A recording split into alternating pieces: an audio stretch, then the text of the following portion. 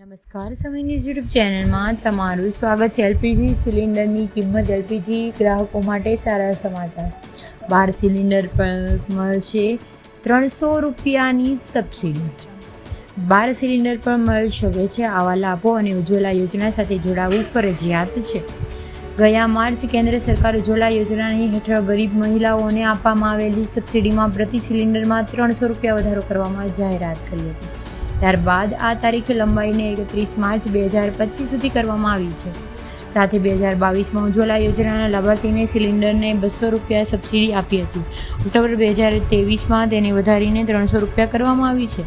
Subsidy દર 2 વર્ષે એટલે કે 12 વર્ષે એલપીજી સિલિન્ડર ઉપલબ્ધ રહેશે। 10 કરોડ પરિવારોને આ લાભ મળ્યો છે અને આના 12,000 કરોડ રૂપિયાનો ખર્ચ ચૂકવવો પડ્યો છે।